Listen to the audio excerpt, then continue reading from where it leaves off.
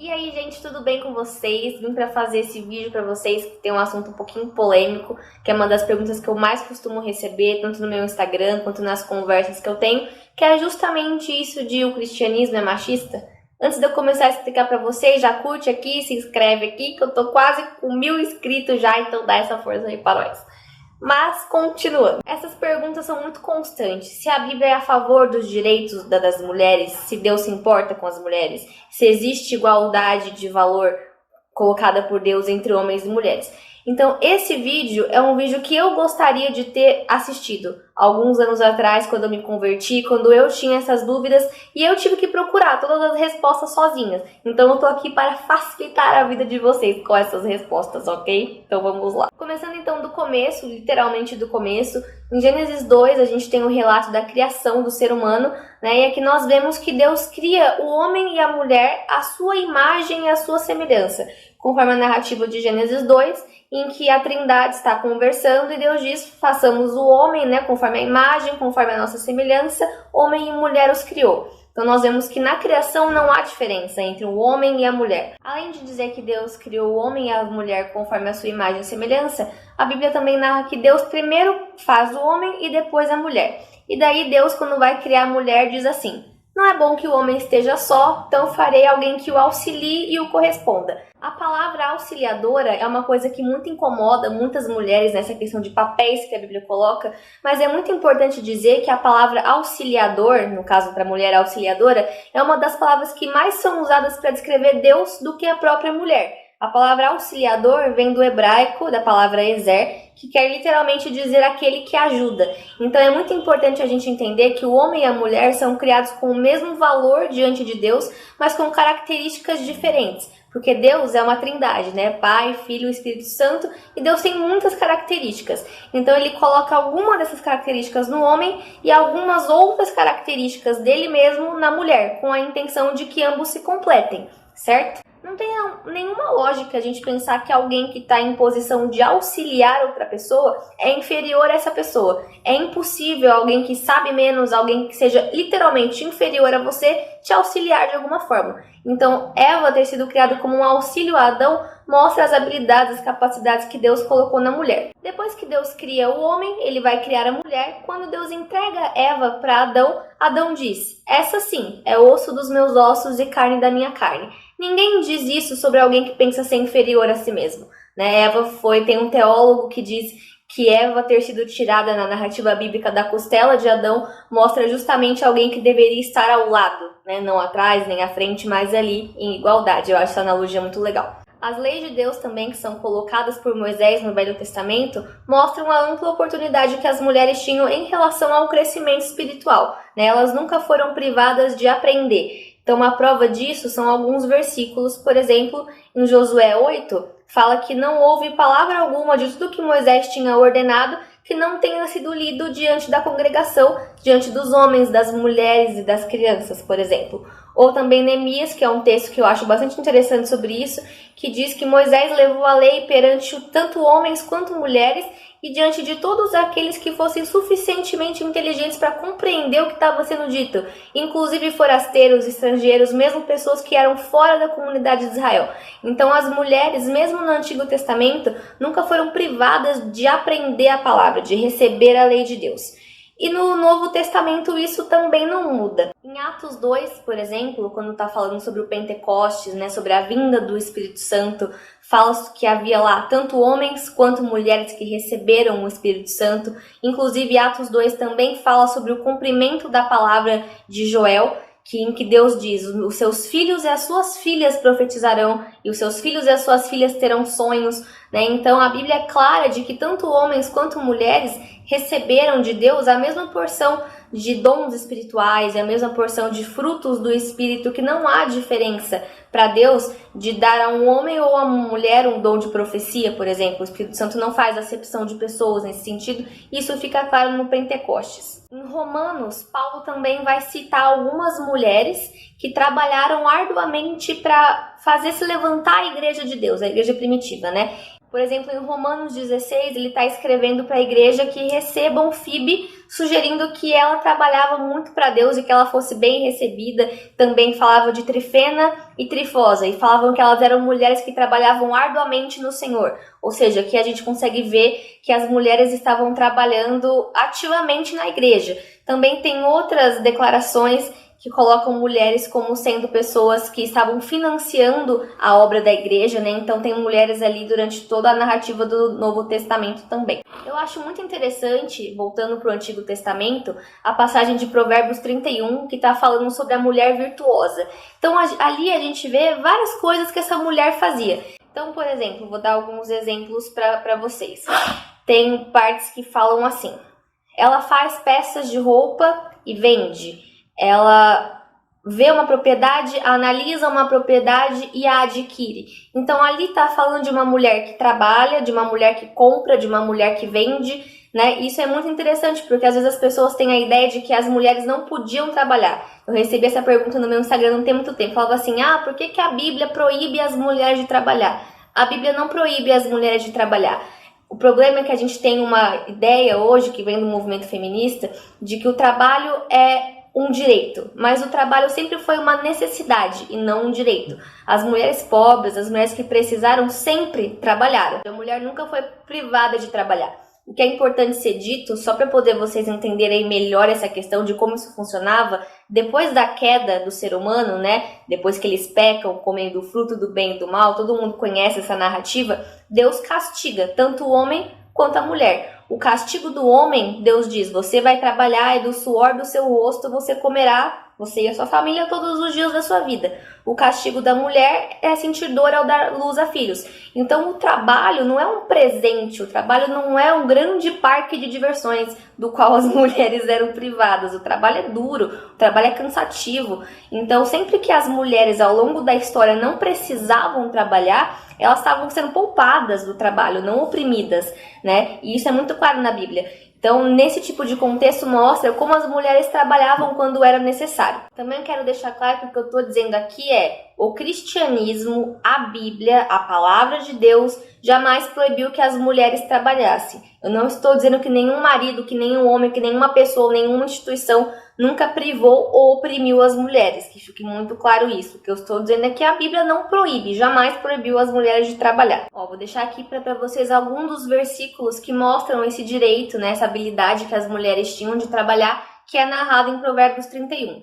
Aqui fala, por exemplo: ela examina uma propriedade e a adquire. Ela planta uma vinha com o fruto das suas mãos, ou seja, é ela que está plantando, é ela que está trabalhando. Ela prova e vê que a sua mercadoria é boa, ou seja, ela está ali comerciando, digamos assim, né? No versículo 24 do capítulo 31 fala: ela faz roupas de linho e vende, fornece cintos aos mercadores. Então aqui a gente claramente está vendo uma mulher que trabalhava. Então, para fechar esse ponto do direito da mulher de trabalhar, que a Bíblia sempre garantiu quando necessário. Outra coisa interessante de ser falada também são os direitos políticos que a Bíblia fornece à mulher. Mas a gente vai falar aqui hoje de uma das mulheres que foram talvez a governante mais antiga mulher de que se tem notícia, que é a juíza Débora. Em Juízes 4:6 tem uma narrativa de que o país está em guerra e tem um general que está vindo conversar com Débora sobre a guerra, sobre ir ou não para a guerra. Eu vou deixar esse versículo aqui para vocês verem o poder político e militar que Débora tinha. Tá falando assim, Baraque, que foi esse homem que foi conversar com Débora, falou assim: se você for comigo, eu irei. Porém, se você não for comigo, eu não irei. E aí Débora responde: certamente eu irei contigo, porém não será tua a honra dessa jornada, pois à mão de uma mulher Deus entregará Císera. Então vocês estão vendo aqui como não havia uma discriminação por parte de Deus, nem por parte do povo judeu, de ser governado por uma mulher. Então, só para vocês terem uma noção, essa narrativa de Juízes acontece mais ou menos entre o ano 1100 e 1200 antes de Cristo. A primeira mulher a governar uma monarquia, por exemplo, foi em 1200 depois de Cristo. Para vocês verem o quanto a Bíblia está à frente do mundo secular e mesmo da Igreja Católica, que foi que instituiu a primeira rainha, em relação aos direitos femininos. né? Então a Bíblia está anos-luz do feminismo em dar direitos iguais às mulheres. Outro direito muito interessante de ser falado que a Bíblia deu às mulheres é o direito de herança. As mulheres só foram conquistar o direito da herança na Europa no século XX, na metade do século XX. Mas aqui a gente tem uma narrativa do ano de 1792 a.C. e eu vou ler para vocês esse trecho, que é um trecho em que Moisés, consultando a Deus, concede às mulheres o direito de receber a herança dos seus pais. E o trecho é o seguinte: Chegaram as filhas de Zelofeade e se apresentaram a Moisés e disseram: Nosso pai morreu e não estava entre os que congregavam contra o Senhor, mas morreu no próprio pecado e não teve filhos. Por que tiraria do nosso pai o nome da sua família? Só porque não teve filhos? Nos dá posse entre os irmãos dos nossos pais. E Moisés leva a causa delas diante de Deus, e aí o trecho é o seguinte: E falou o Senhor a Moisés, dizendo: As filhas de Zelofeade falam o que é justo. Certamente você lhe dará possessão da herança do seu pai entre os seus irmãos. Ou seja, o próprio Deus constitui ali a lei. Quando vocês leem o capítulo, esse é Números 27. Fala que isso é um estatuto perpétuo em Israel, para o povo de Israel, que quando morrer um homem, né, um pai que não tenha filhos, que a herança seria dada às suas filhas. Isso é uma coisa extremamente progressista que não foi vista até muito pouco tempo atrás na história. Na sociedade ocidental, na Europa, mesmo no Brasil, talvez que foi um dos países que mais demoraram para conceder esse direito às mulheres. E essa narrativa é de 1792 a.C., novamente para mostrar para vocês o quanto a Bíblia sim apoia e deu muitos direitos às mulheres muito antes do movimento feminista sonhar em existir. Sobre a educação feminina, também é muito interessante da gente analisar alguns aspectos da Bíblia que falam sobre isso. Por exemplo, durante o Antigo, o Novo Testamento, era a mulher que educava os filhos. Então é impossível você dar o que você não tem. Você não pode educar se você não foi educado primeiro. A principal função dos pais, na verdade da mãe, era ensinar a palavra de Deus. Porque na dinâmica do trabalho, vamos supor que o filho... Jesus é o melhor exemplo. O pai era marceneiro. O filho vai aprender o ofício do pai. Quem ensina é o pai. Mas cabia às mães a educação familiar, o ensino da lei de Deus. Como eu já falei anteriormente nesse vídeo, as mulheres estavam constantemente ouvindo a palavra, elas não eram privadas e por isso elas eram capazes de ensinar também. Então, no que diz respeito à educação, em relação à palavra de Deus, as mulheres não eram privadas de aprender e de ensinar os próprios filhos. Isso também é visto em Efésios 6, quando nos deveres familiares, Deus diz que os filhos devem honrar e obedecer os pais, ou seja, pai e mãe, não somente o pai. O pai e a mãe são colocados ali no mesmo nível de honra, né? No mesmo nível de dever dos filhos obedecer e honrar, não somente o pai. Jesus também foi um revolucionário no que diz respeito aos direitos das mulheres. Por exemplo, a gente tem a narrativa da sua ressurreição, né? Quando Jesus ressuscita, a primeira pessoa que ele encontra é Maria Madalena. E aí Jesus diz para Maria Madalena ir e contar para os discípulos dele que ele tinha ressuscitado. Quando ela chega, os discípulos não acreditam nela. Depois que Jesus ressuscitou, que ele vai conversar com os discípulos, ele repreende os discípulos por não terem acreditado em Maria Madalena. Essa narrativa toda está em Mateus 28, vocês podem ler. Isso é interessante de ser dito porque, na sociedade judaica, no período em que eles estavam tendo muito contato com a cultura grega e romana, que não tratava as mulheres com igualdade, eles passaram a não aceitar o testemunho feminino como algo válido. A palavra de uma mulher não era válida enquanto testemunho. Então, quando Jesus aparece, primeiro a Maria Madalena, mostra que ele ressuscitou, manda ela ir contar aos discípulos e ele repreende os discípulos por não acreditarem nela. Jesus está novamente dando validade à palavra feminina que para a sociedade judaica não tinha valor. Então Jesus concedeu às mulheres um valor que elas tinham perdido e isso é muito legal. Também quando nós falamos de divórcio, a Bíblia é muito clara de que o divórcio não é algo que Deus tenha planejado, não é algo que Deus queira que aconteça. A Bíblia sempre estimula o perdão, sempre estimula que as pessoas resolvam os problemas e permaneçam juntas.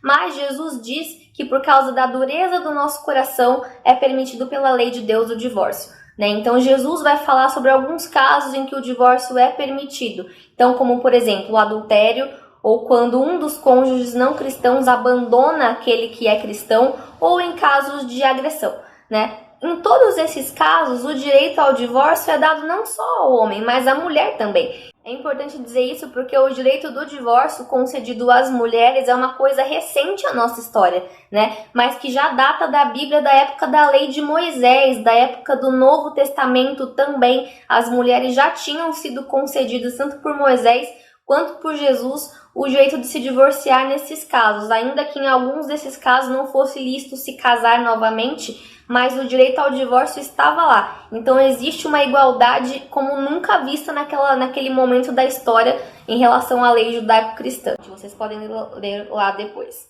Bom, gente, esses foram só alguns tópicos, né? Falei pra vocês que eu quero fazer vários vídeos a respeito desse assunto. Esses foram só alguns desses tópicos, mas eu quero fechar para vocês esse assunto, né, da igualdade que existe entre homens e mulheres com um versículo da Bíblia que diz o seguinte. Esse versículo é de Gálatas 3 e diz assim: Pois todos quanto foram batizados em Cristo foram revestidos em Cristo, e não há judeu nem grego, escravo ou livre, homem ou mulher, porque todos vós sois um em Cristo. E se sois de Cristo, então sois descendência de Abraão e plenos herdeiros de acordo com a promessa.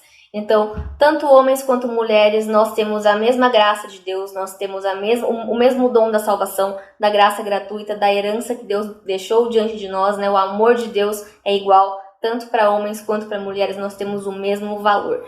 Então esse aí foi o primeiro vídeo dessa série sobre a Bíblia, sobre os direitos das mulheres, sobre como as mulheres são tratadas. Eu espero que vocês tenham gostado, que tenham ajudado, que tenham tirado dúvidas. E aí vocês, por favor, retribuam para mim me curtindo, me compartilhando e se inscrevendo no meu canal. Até a próxima, gente!